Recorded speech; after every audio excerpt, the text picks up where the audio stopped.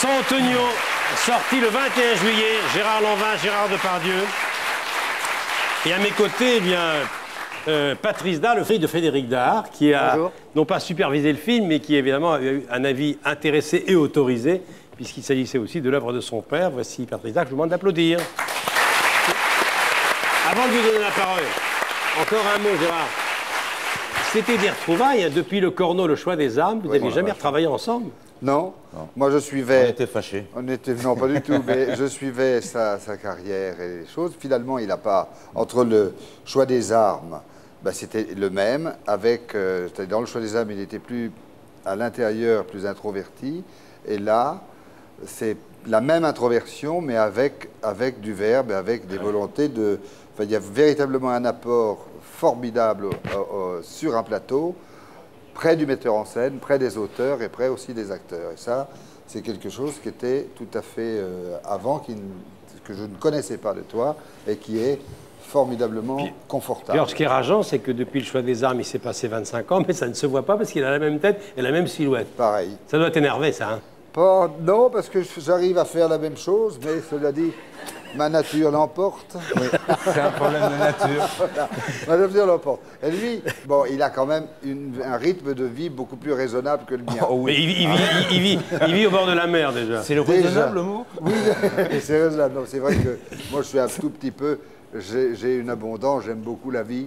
Et puis, parfois, ça m'entraîne par terre. Hein, voilà, il faut bien le dire. Mais l'important, c'est que tu te relèves immédiatement. Ah, je me relève, ça, je me relève. Des mecs comme ça, dans les métiers qu'on fait, il y en a une fois tous les 30 ans. Oui.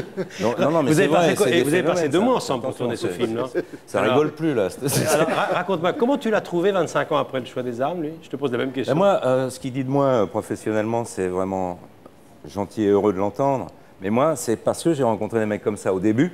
Je les ai observés, travaillés, et je me souviens très bien de Gérard un jour sur le choix des armes qui m'a dit « Fais jamais des rôles comme ça tue. » Sur le Mickey du choix des armes... terrifiant. Ah oui, oui, et puis il est magnifique dans le choix des armes, ça c'est un rôle... Il est magnifique partout, c'est ça qui est terrible. C'est un rôle top, et moi, qui arrivais avec Anconina, avec toute notre génération, on regardait ces mecs-là travailler, parce que c'est ces mecs-là qui nous donnaient envie d'en faire. Absolument. Voilà, donc c'est aujourd'hui heureux de se retrouver là-dessus, quoi.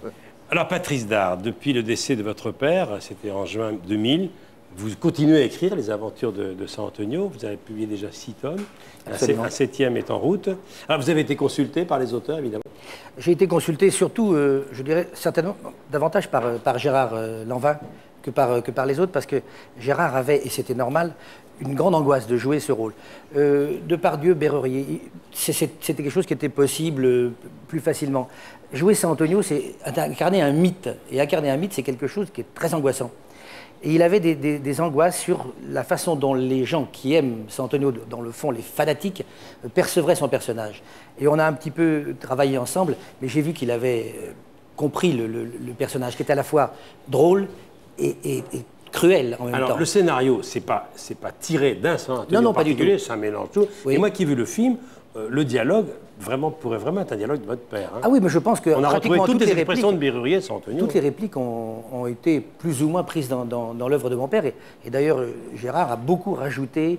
Il a été puisé, il a lu un petit peu. Il dit qu'il n'en a pas lu, mais il a quand même lu les réflexions de San Antonio, qui sont des petits tomes. Et il a bien émaillé le sujet de ça. Ben non, mais c'est ce qu'il y a d'important comme collaborateur pour quelqu'un. C'est rassurant d'avoir, mais même sur Bérurier aussi, parce qu'il ne dit pas que sur San Antonio. C'est vrai qu'il avait des raisons d'avoir des angoisses sur San Antonio. Parce que Bérurier, un gros dégueulasse, je veux dire, c'est comme un peu...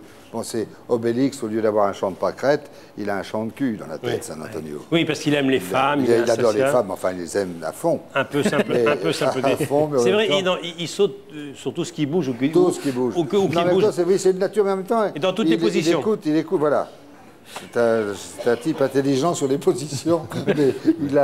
Il écoute quand même le patron. Il sait quand même quand il a fait l'erreur, notamment avec le fils de San Antonio. Mais en ce qui concerne San Antonio, c'est vrai que c'est un personnage difficile parce qu'il ne faut pas être ni trop caricatural, ce que peut se permettre Bérurier.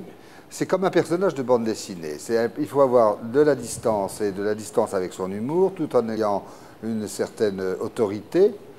Et puis, bon, ça, c'est vrai qu'il avait des raisons de s'angoisser. Tout à fait. Mais Lanvin est vraiment le San Antonio idéal, puisque avant la mort de mon père, on avait déjà évoqué le casting. Oui. Et il a fait partie des 2 ou 3 personnes que mon père a citées. Son nom citées. revenait régulièrement. Moi, personnellement, j'étais 100% pour lui, et mon père avait 1 ou 2 autres acteurs possibles, mais il faisait partie des 2 ou 3. Beaucoup moins bien, je ne le connais pas, mais tous très bien. Votre père aurait aimé le film, donc. Mon père aurait certainement aimé le film, surtout qu'il avait vraiment envie, depuis 40 ans qu'il n'y a pas eu des films de San Antonio, mais il y a 40 ans, il avait envie que ça soit vraiment un grand truc, quoi. Bon, avec Claude Berry, avec des monstres sacrés comme ça. C'est vrai que ça lui aurait vraiment fait plaisir.